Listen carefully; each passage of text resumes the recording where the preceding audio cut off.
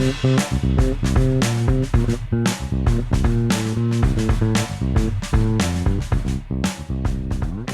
to Daily Variety, your daily dose of news and analysis for entertainment industry insiders. It's Thursday, May 28th, 2026.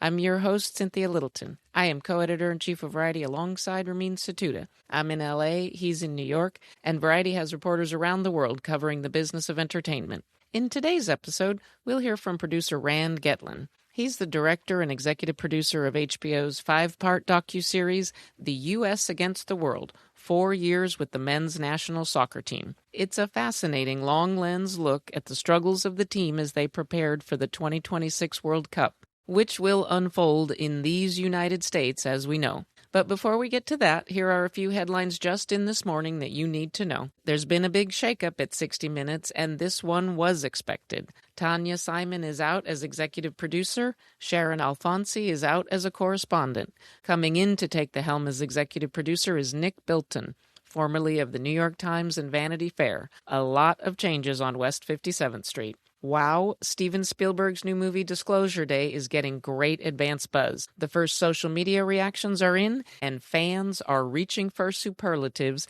including many at Variety. The Universal Pictures film starring Emily Blunt and Coleman Domingo opens on June 12th. Don't miss my colleague Michael Schneider's report of the most-watched TV shows of the 2025-2026 season. It comes with a handy chart for future reference. All of these stories and so much more can be found on Variety.com right now.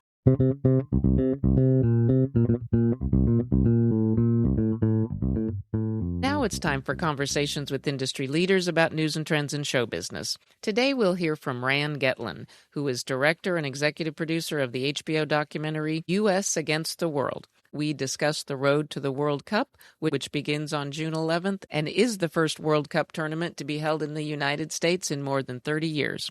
We also talk about the rising popularity of men and women's soccer in America. The pressure is on the men's national team to deliver their first World Cup win at home. Rand Getlin, thank you so much for joining me. Thanks for having me, Cynthia. This must be a very exciting time for you because you have devoted 4 years, probably more than 4 years of your life, to bringing together the docuseries The U.S. Against the World.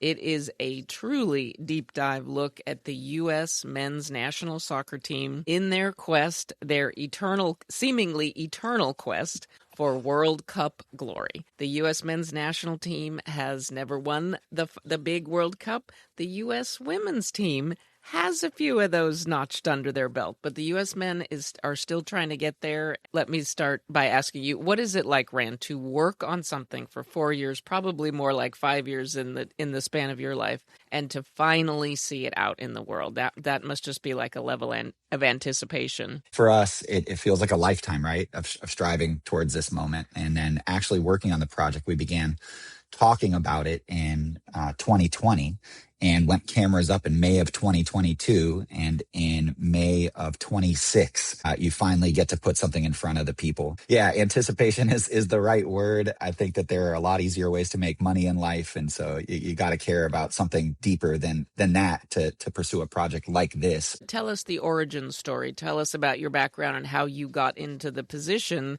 to work on this, which I understand your company, Park Stories, Deficit Finance. You have a very interesting deal with HBO Max that gives you a lot of flexibility. Tell us the backstory of how it came together for you. So it is a unique deal and a unique moment. We wanted to make sure that we pursued something worth pursuing. All of us in the business understand how hard it is to get stuff on screen. And so it was imperative to us that we found something worth pouring ourselves into, that we could feel really proud about the creative outcome and the storytelling outcome. And so this ability to kind of follow the U.S. men's national team over the course of 4 years, it's a coming of age story. It's an emotional on-ramp to the 2026 World Cup.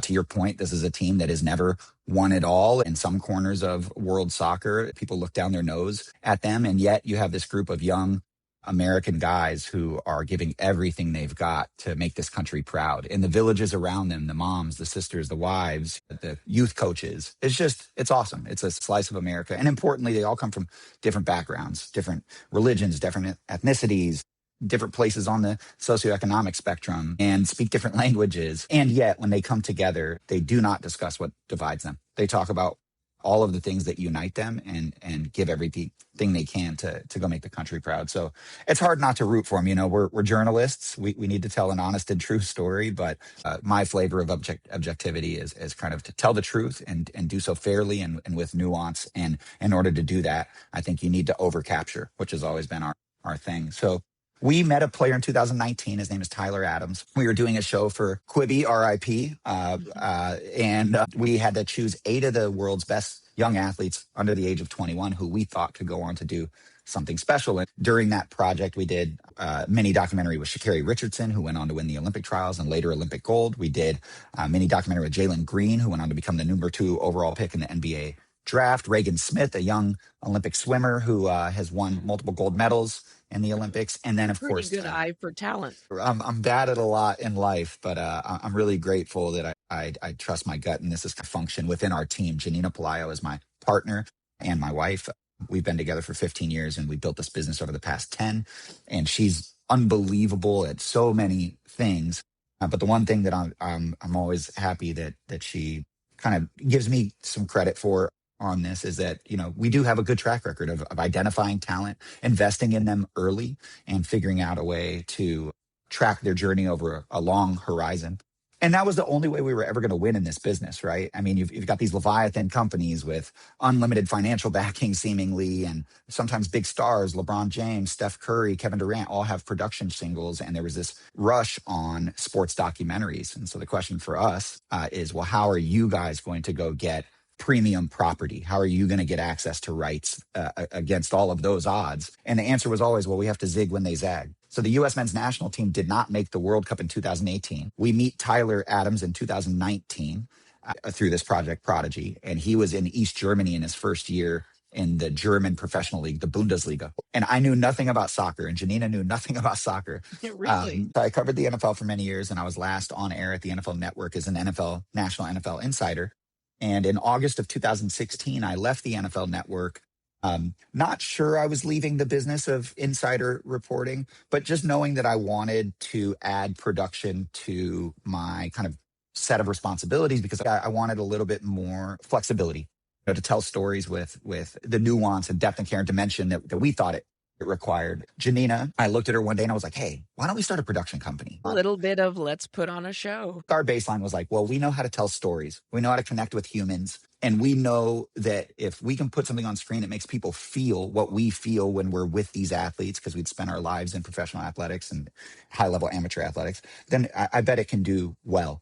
And so what we had to figure out is how to capture stuff beautifully. And we're so lucky. Luke Corver, my co-director, is best in the world for our money. Director of photography, has worked with all the greats, LeBron, Kobe Bryant, Michael B. Jordan, you name it. And he's single cam shot this basically entire show, but for stuff we licensed. It's almost all come out of his camera. And he was the one that kind of joined forces with us earliest and has been phenomenal along the way. And we started by basically, you know, betting on those young athletes. To your point about the depth and nuance, this show there's so much depth. By the end of the first episode, you really feel like you understand this team. You really emphasize, like in all sports, for every major player running down the field, there's often a family at home that hasn't seen him or her in 2 months. Obviously, you had to get a lot of buy-in from the players.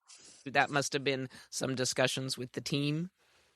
Tyler was our entry point. He was a remarkable young man. His family was incredible. Their story was amazing. And we were just like, how could you not root for these people? And so the next piece was getting to know the sport. So COVID hit shortly after we had wrapped, and we started watching his games. We'd wake up early in the morning, 5:30, 6 o'clock, watch his games when he's playing in the German Bundesliga, and just kept up with him for years. And in 2022, when we said, we're here, we want to do this thing, he was integral in vouched for us with his teammates, vouched for us with the U.S. Soccer Federation, vouched for us with the U.S. Soccer Players Association, both of whom are our partners on the project. And, you know, it was a good place to start, but you've got 26 players, 33 staffers that are in the team environment. Then you've got U.S. Soccer headquarters. You've got the U.S. National Soccer Team Players Association, it's the federal labor union. So you've got all of these people that you have to convince to let you begin filming. And that's the start of the complexity of the rights map. Then you have to go negotiate with FIFA and CONMEBOL and CONCACAF and Serie A and Bundesliga and English Premier League. And so from a rights perspective, that is an alphabet soup. we've had some incredible partnership along the way. Yes, it started with Tyler, and that helped us to earn kind of a toe in the door. But access is not granted once and then perpetual. It's earned every single day. Right. And for the last 4 years, we've been in the trenches with these guys on every charter plane, on every bus, in every hotel, at every game. When they win, it's awesome. When they lose, it's devastating. And we've never stopped rolling cameras through it all. And you really see that their determination to win as a team. Here's my question for you, as somebody who is a writer and therefore a born procrastinator, how do you manage 4 years worth of material? Do you edit as you go? How do you catalog it? Just the management of something that long term would be challenging for somebody raised in daily journalism. It's a gargantuan project, right? If you film over the course of 4 years, we captured 600 hours of footage. We traveled to 11 or 12 countries. I think it was 67 cities or something like that, with some repeats in there. But it's just this massive thing. To your point, how do you sift through 600 hours and distill it to 5 hours in advance of the World Cup? It's hard. You lose a lot of stuff that you just absolutely love, that you know the audience would love, but you only have 5 hours and you got to make it work.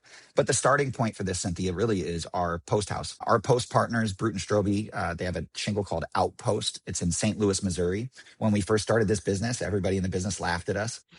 St. Louis, that's insane. You're We're gonna in run New over York. to the post house in St. Louis, right? Exactly. Like that's crazy. What about New That's York? our world. You can go to as fast on a digital line, the modern day equivalent of a T1 line.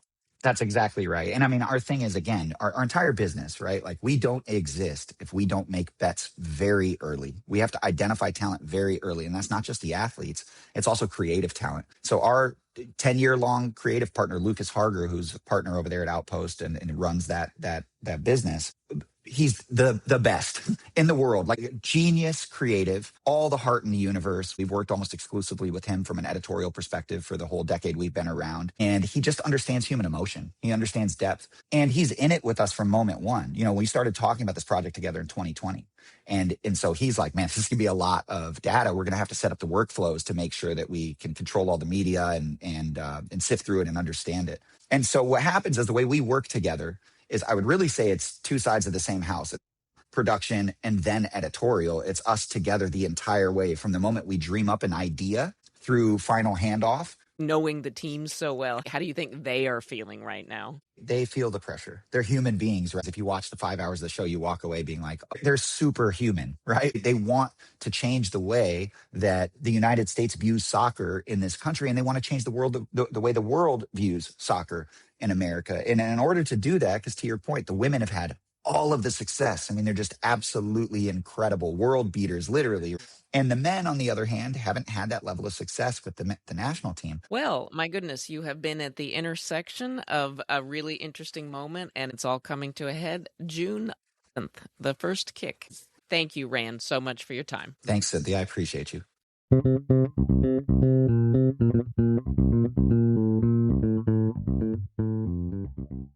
As we close out today's episode, here's a few things we're watching for. Next week, Daily Variety will be coming to you out of London.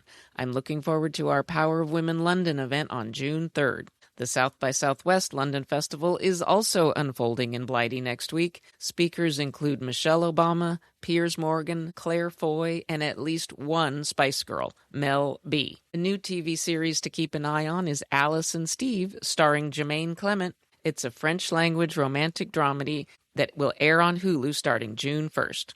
We love to hear from our listeners, so please send thoughts, gripes, and other feedback about Daily Variety to podcasts@variety.com. Before we go, congrats to Terrence Sheridan. He has joined Just Watched in its Los Angeles office as Senior VP of Media Strategy. Just Watched is based in Berlin and provides movie and TV listings data to a range of platforms around the world. Sheridan was previously with Searchlight Pictures, and before that, he worked for Disney's OMG 23. Thanks for listening. This episode was written and reported by me, Cynthia Littleton. Stick, snicks, hick, picks. Please leave us a review at the podcast platform of your choice, and please tune in Monday for another episode of Daily Variety.